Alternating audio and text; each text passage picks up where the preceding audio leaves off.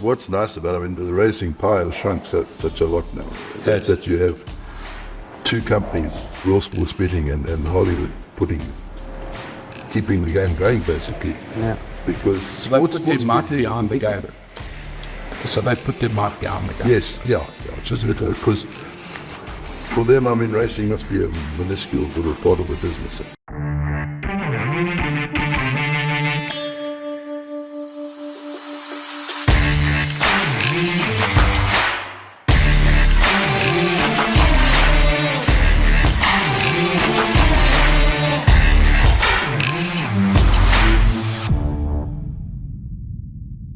Welcome to another edition of In the Box Seat podcast, proudly brought to you by Gold Circle from Summerveld Training Centre. My name Warren Nenferner, my co-host Andrew Harrison to my left, and today we have a very special guest in the form of Mr. Steven Karam, who is the World Sports Betting Racing Sponsorship Manager. Absolutely lovely to have him in the province and to learn a little bit more about him. Steven, how are you?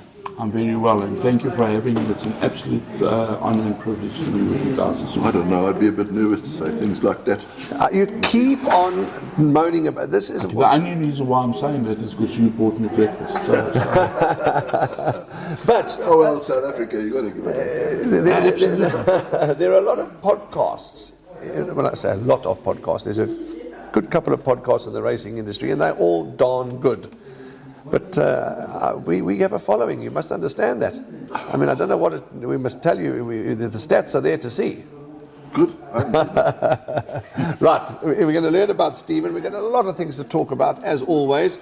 But Steven, I thought of it now. You talk about breakfast, and I've mentioned to the public out there, this clubhouse open to the public, free entry, no entry, horses at your doorstep, etc.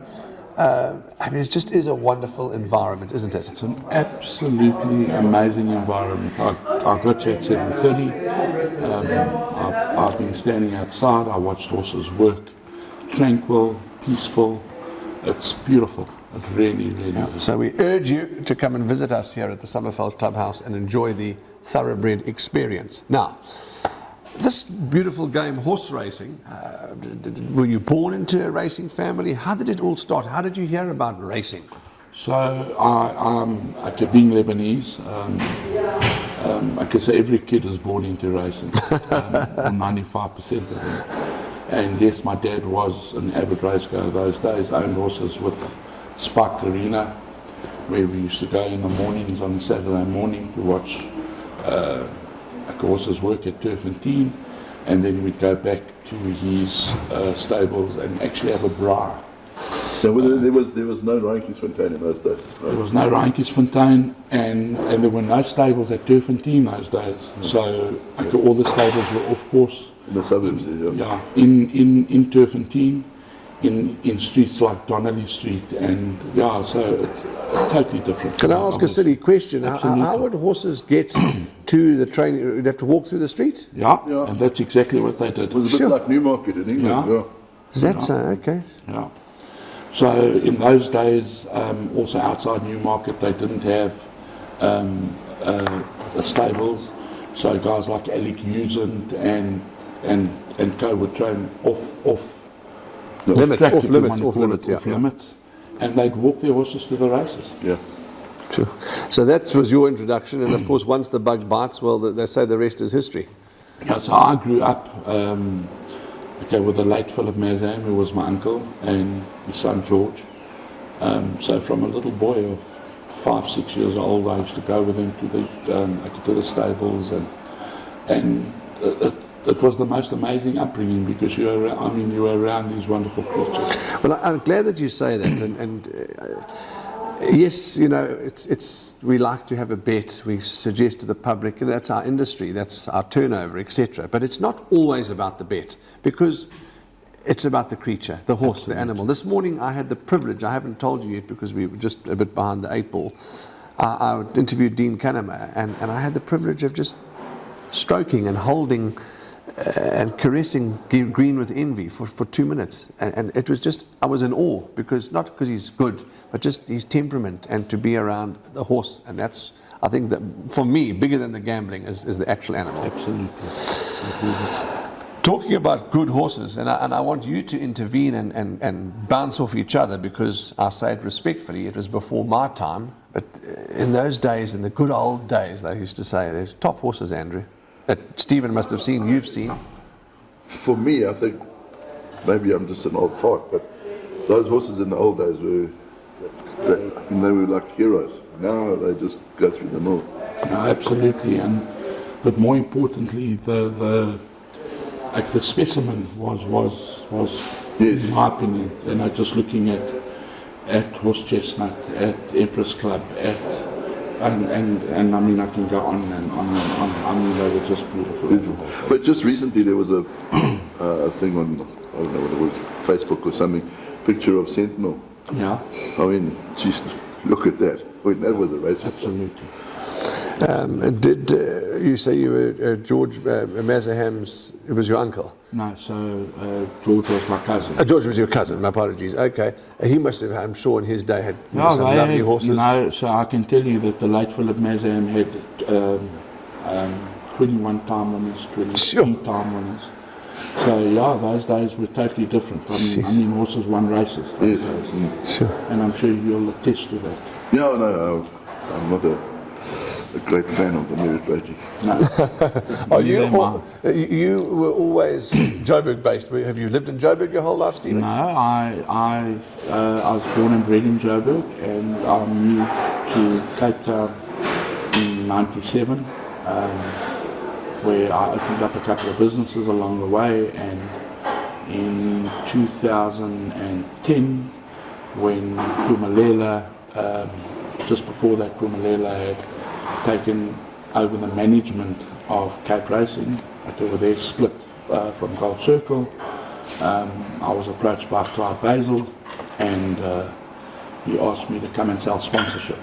And I was with Cape Racing those days for maybe 4 or 5 months, and things started happening. They were backing to sell sponsorships those days, and within the first year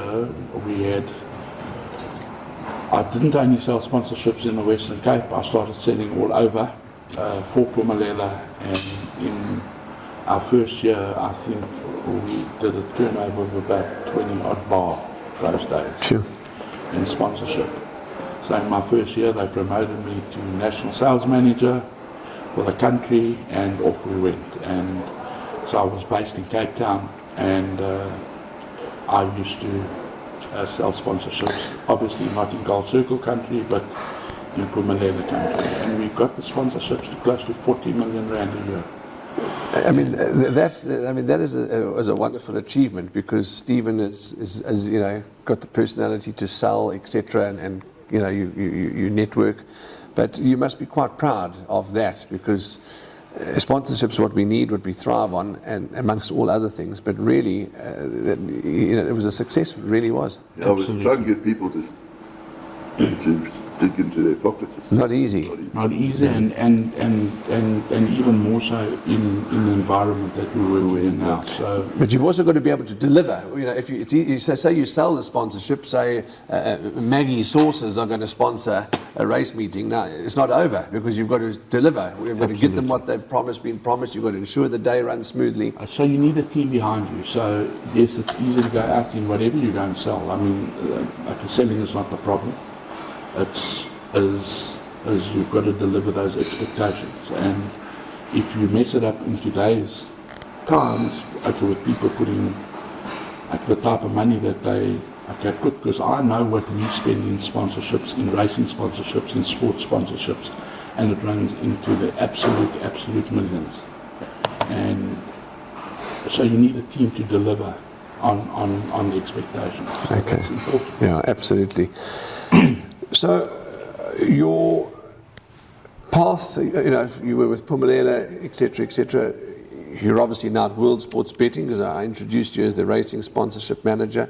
How did you, you know, get in a lovely position at World Sports Betting? So I moved back back to Joburg in 2014.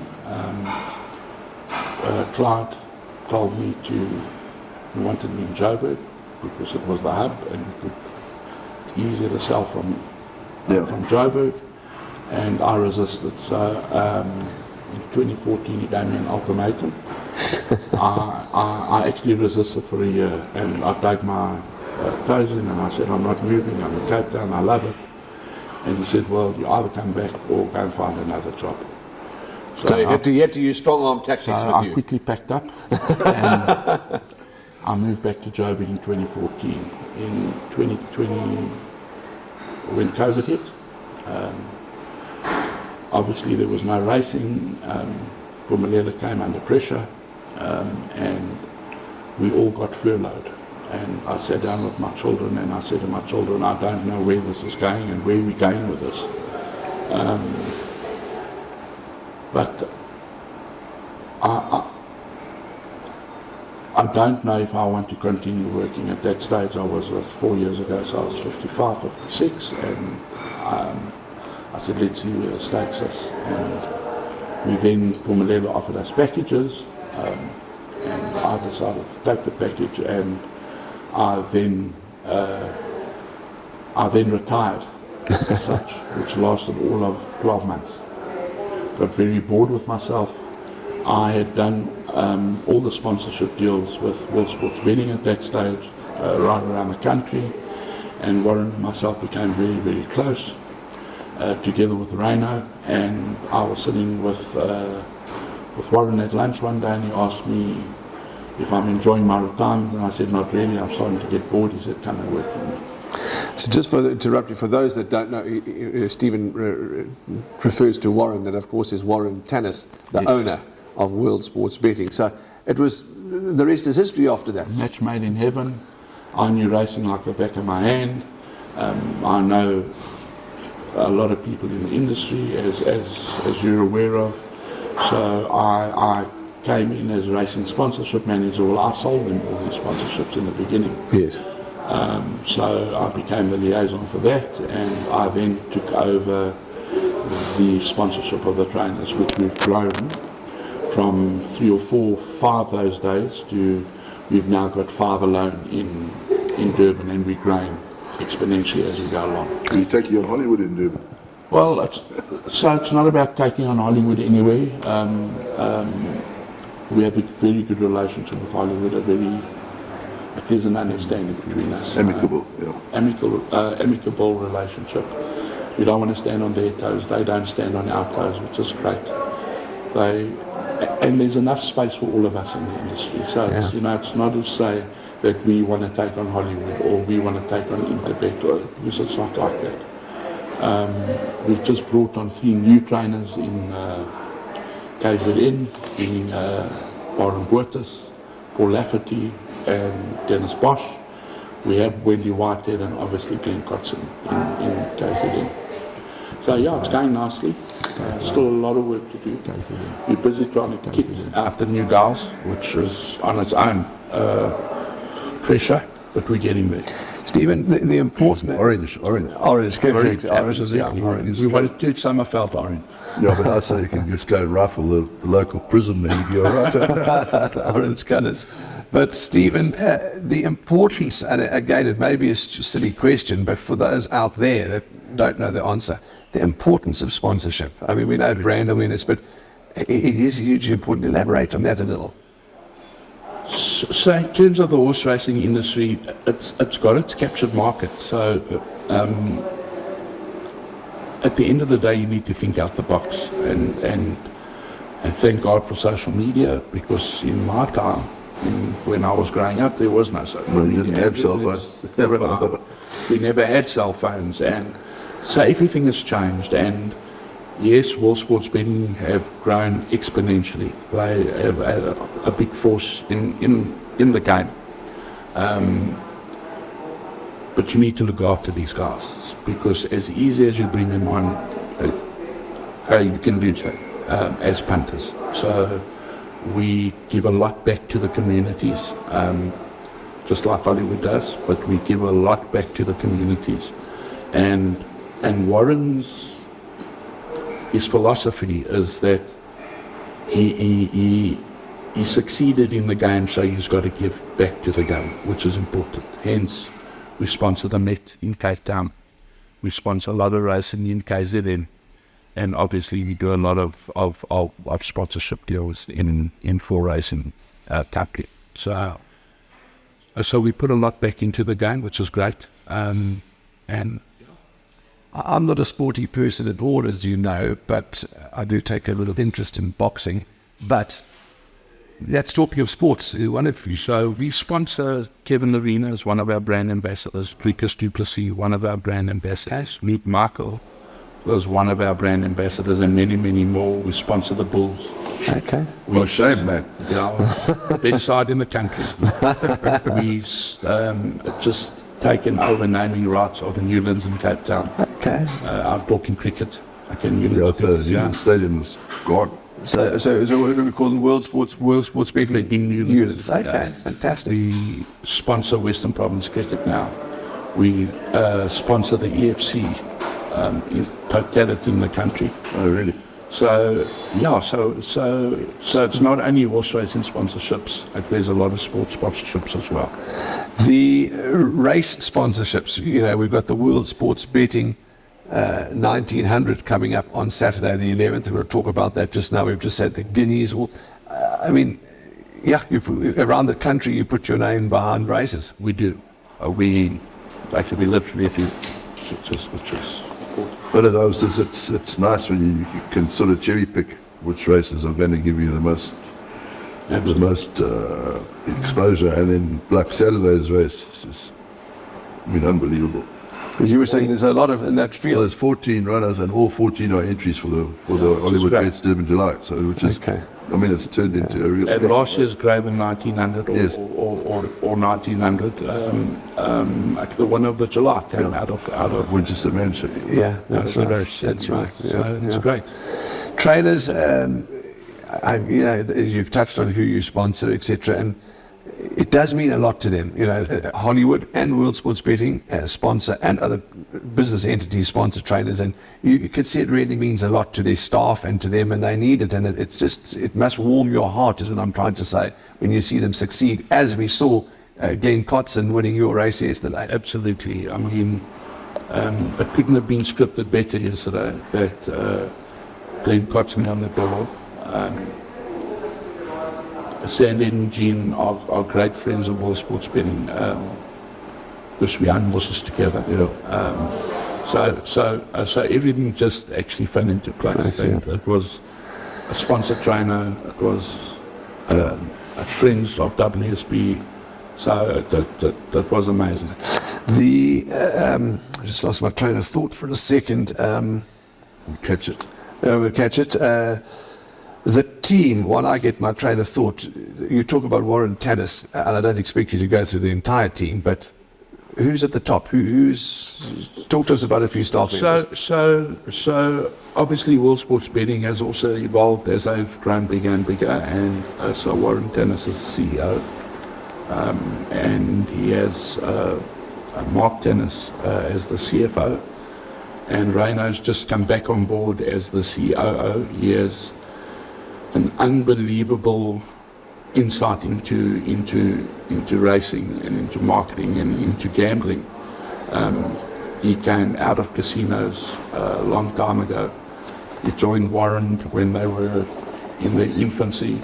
They grew the business together, and he then moved on, and he's now come back, and he's just made remarkable changes together with Warren, but he's made remarkable changes, and I see the numbers, and the numbers are just spectacular. It's growing all the time.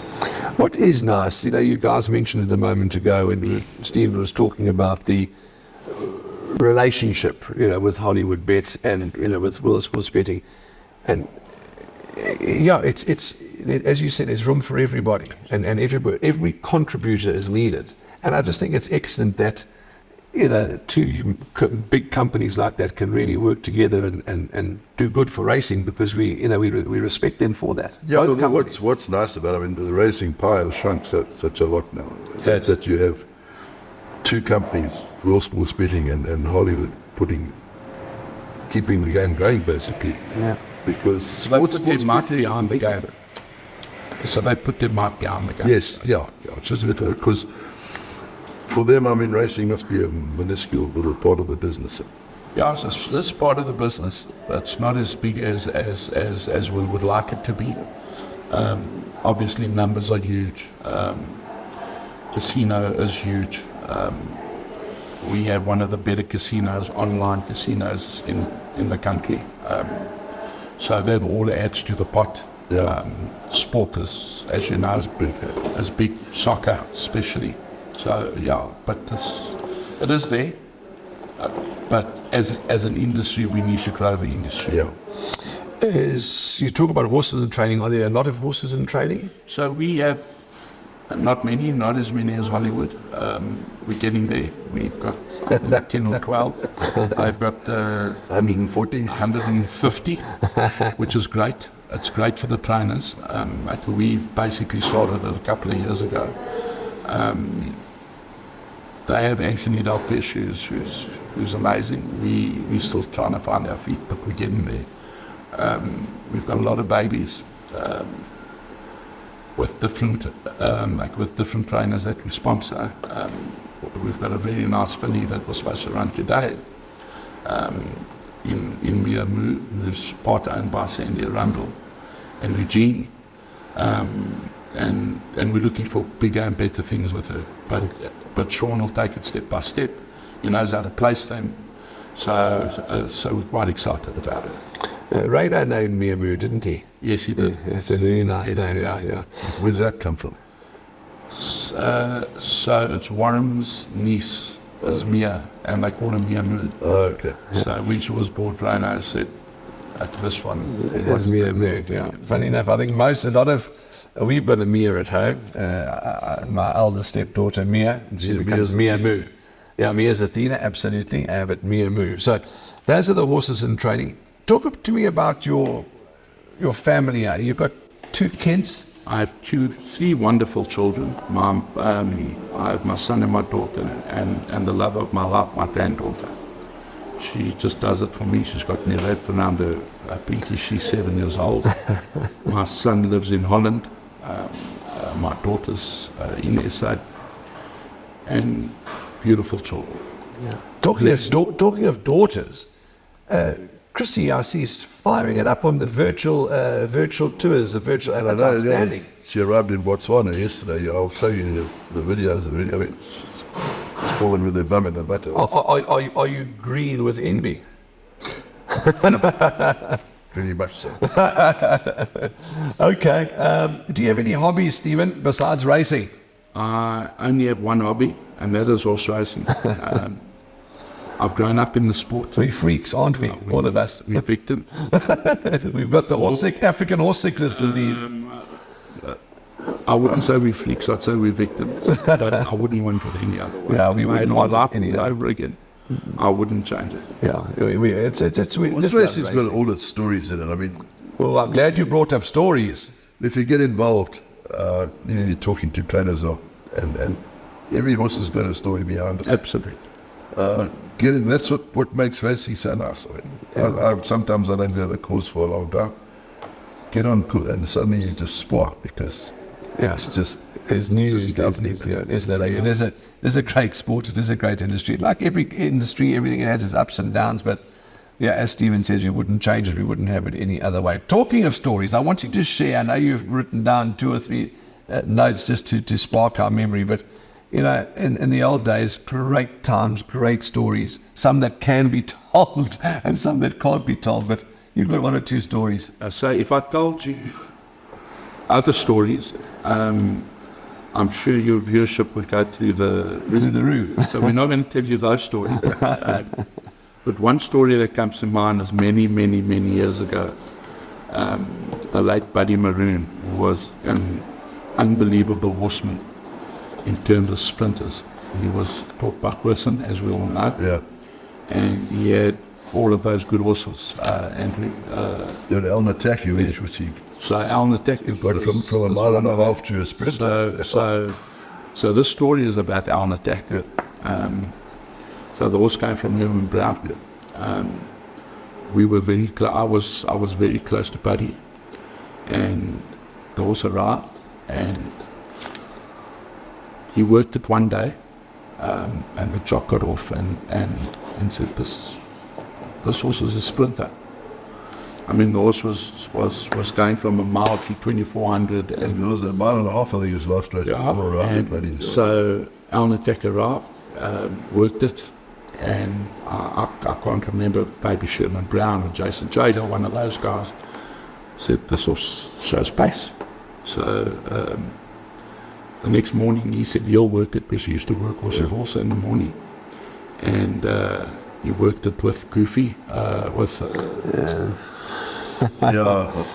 Broses horse, the top sprinter. And so Golden Loom, thank goodness. but he had 5 sprinters those days. He had the grey, if you can remember. And they raced 5-6 times a month, and 5-6 times a month there was always a different result. And this was Alnatech lined Golden Loop. He said he can't believe this. Worked it the next day. Line Golden Loop.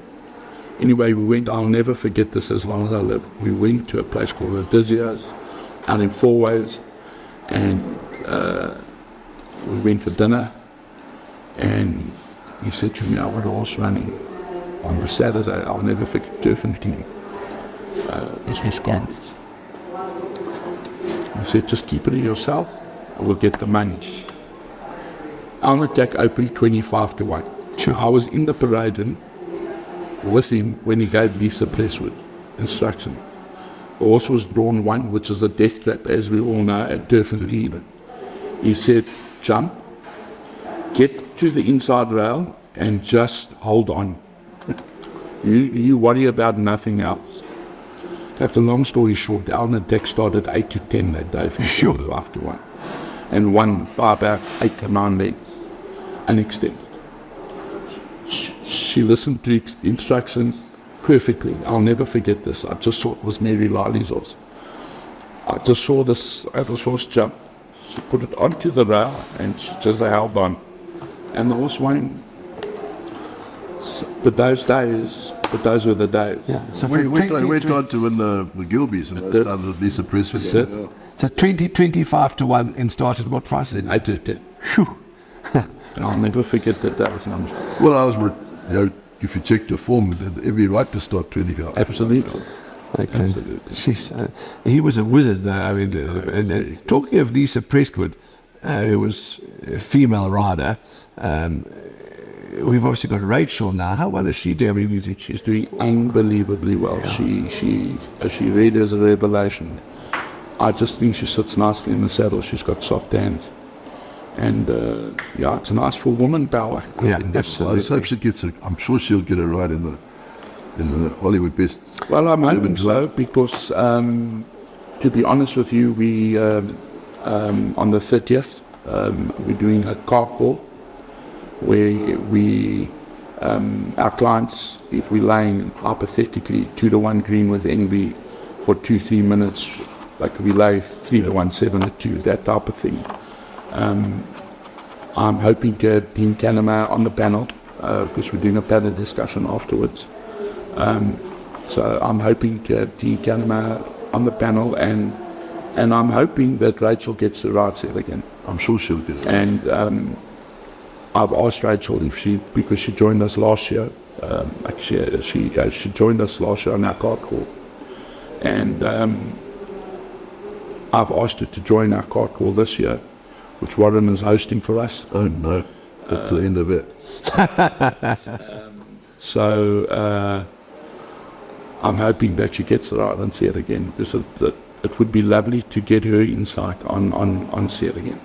What's interesting, and you corrected what you're saying, but if she agrees to be on the panel, if she's not riding it, she'll still be able to give us some insight, because obviously with Michael's, but it would be even better if she could talk from the fact that she's going to, in the world sport, in the Grade 2 World Sports Betting 1900, which is taking place on Saturday the 11th at Hollywood Bets Gravel, she's riding without question. who of course she ran third on in the Met. So, there's, and owned by Mr. Nick Johnson as well, who sponsors her. So it's going to be interesting because without question is obviously an Yeah, but entry. if she doesn't get seated again, I'm pretty sure she'll ride Without question. Yeah, yeah. we love it's Nick Johnson. Yeah. Without question, I think that's what will happen. Oh, yes. We're sharp today, eh? We're sharp without corny jokes. Stephen, the specials, betting specials, there are. What's So we are, I'm proud to say, we are the biggest in first deposit matches at World Sports Betting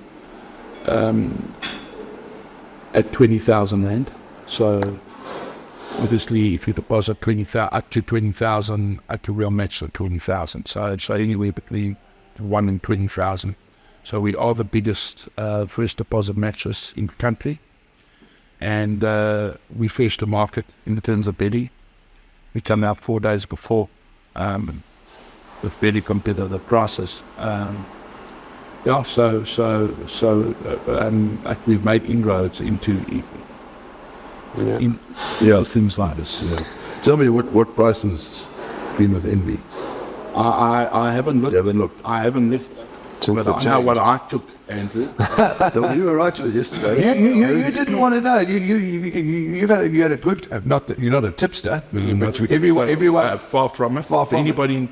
If anybody listens to me, in the long run, they're going to be looking for a new job. But we all have an opinion. You were quite. You mentioned it was Graham in your interview. Green with Envy, into Green with Envy for the Hollywood Bets Durban July. That's exactly what I did. Yeah. So I think he's going to open up favourite, a worthy favourite. Just the way he won the Derby, Cape Town. Yes, Graham was right to say that he thought it was a bit too short, and he thought that he would need a run. That's what I wrote.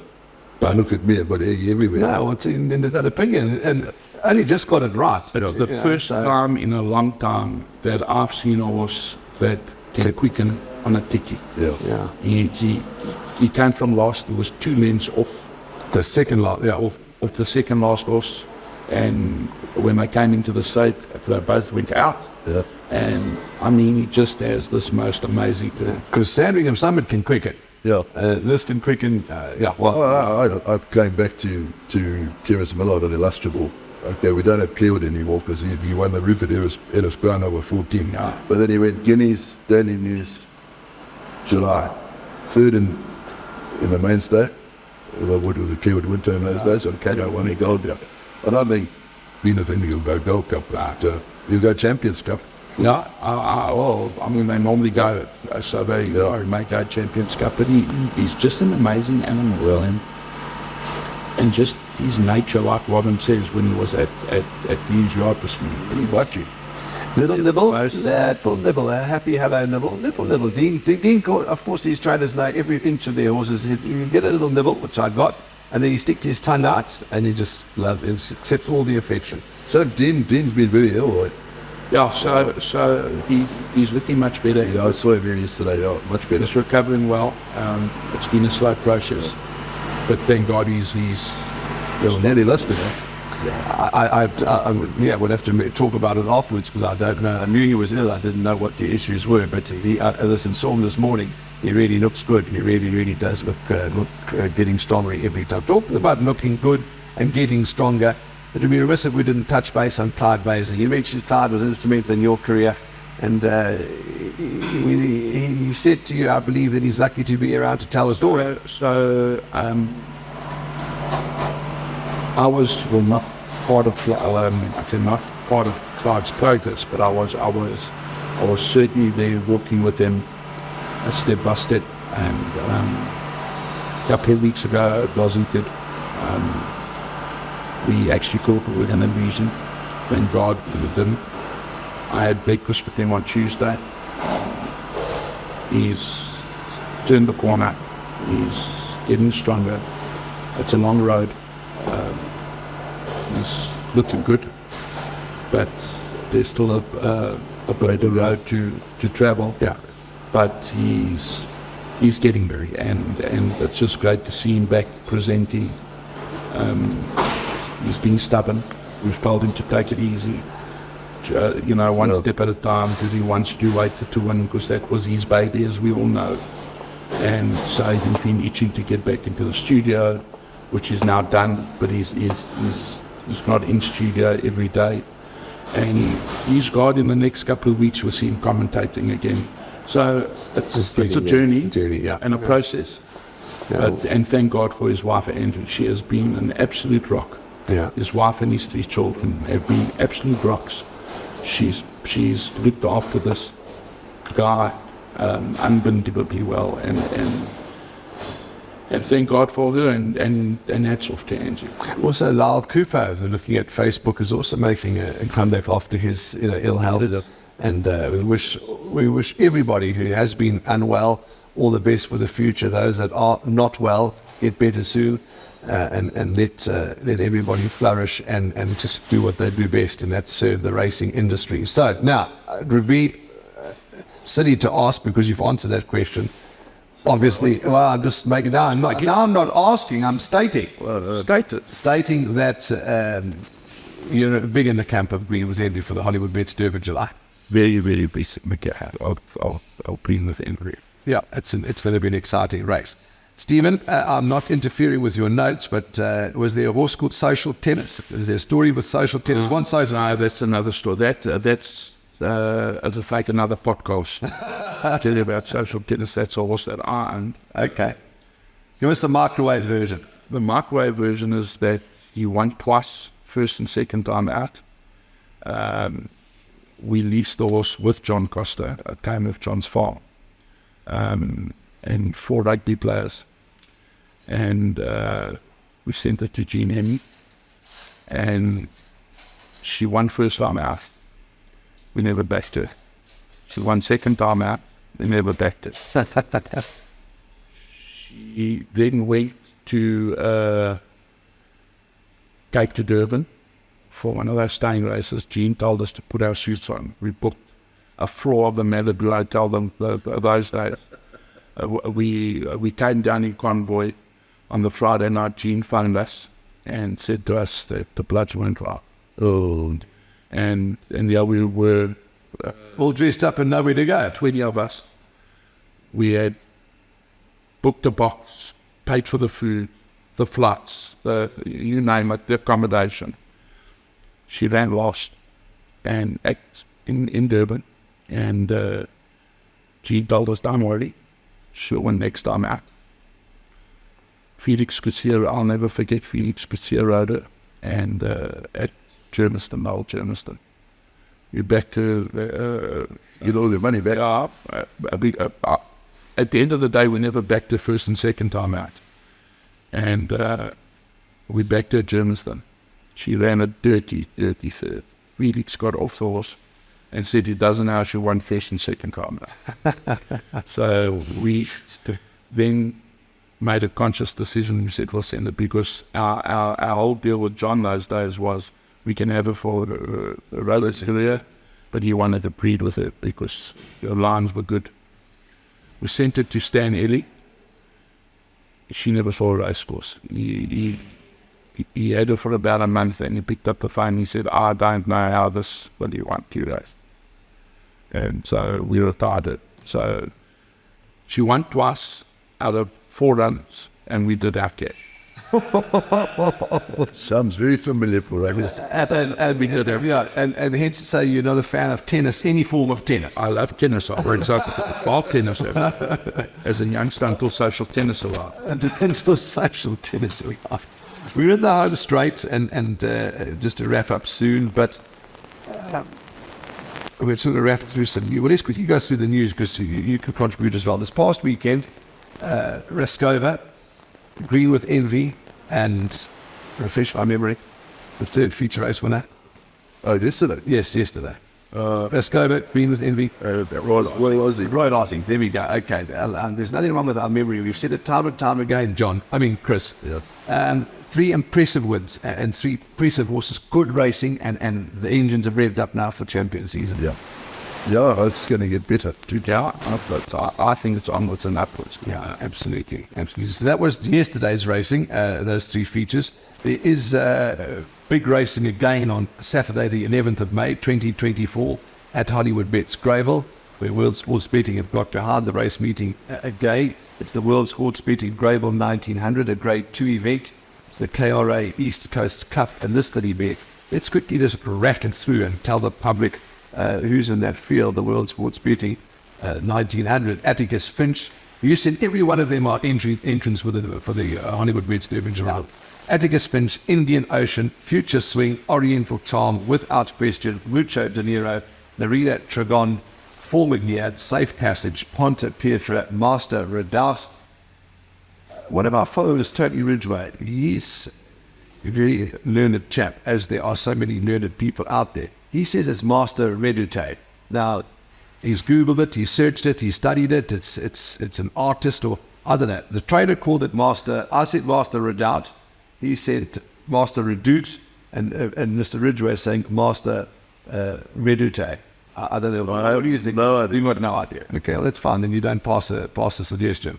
Baratheon, River Romeo, and Imlenza Iyoko de Duma. So that is the field, and a hot field too, for the World Sports Betting 1900. We'll see you at Hollywood Bets Gravel on Saturday. Mary Stack had a winner in Hong Kong. Unbelievable. I believe trained by Dougie White. Correct. He's also got from Stenfish, hasn't he? Did you watch the race, or were you fishing? Didn't like that. I was doing the race card. Okay. So well done to Dougie White, Mary Stack, and all at Wilterboys Driftjag. An impressive winner in Hong Kong. And of course, we've touched on this weekend's racing. Two more things, and then we wrap up. It's a question I've just thought of now. Unfortunately, like in any industry, there's always a little bit of, you're a no-nonsense man, but in life, negativity comes along. How do you handle, in your life in general, how do you handle negativity? I choose not to handle negativity. Don't entertain it. I don't entertain it. I've taught my children that if we're only around with negative people, you're going to become negative yourself. And if you become negative yourself, you're not going to walk forward in life. And I choose not to entertain negativity. I choose to entertain positive energy. And for me, that's the most important thing. And we need to, especially in this game, we need to cut the negativity out. We need to focus on the positivity, because we have the most beautiful sport in the world. We have, me being in the game for as long as I've been, I know that when there's pressure, the racing people do stand behind each other, but it's more than that now. Like, we need to get this game over the life, and the way we're going to do that is with positive energy. Yeah, I also think now that we've opened up to the EU and those sort of things, I went to it's huge. So that sprinter that's gone over to America from Peter Muscat, and it's that I see he's landed in his new yard. Well, it's not, is he willing to visit? He said, we are big shout, not good. So he's already in his new yard, ready for the Breeders' Cup. Yeah, well, Steven, it's been lovely to have you on our podcast. Lovely to have you in the province. We know that you're here for a bit of an extended period, which is fantastic for you to come and enjoy racing yesterday and, of course, on Saturday, because it's the World Sports Betting sponsored races. So lovely to have you in the province, and we look forward to seeing you and the team throughout the season.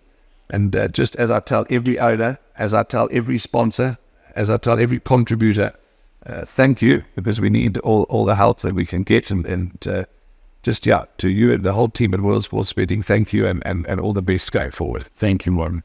Thanks for coming on the show. Appreciate it. Well, that's a wrap from us at Summerfelt. It's been lovely to chat to Steven and hear his story, and hear one or two racing stories about the good old days. And we wish you guys and girls all the very best. Punt well, stay safe, be nice. Those are the regular instructions. And as Steven says, don't entertain negativity, only entertain positivity. And as always, we'll see you in the number one box.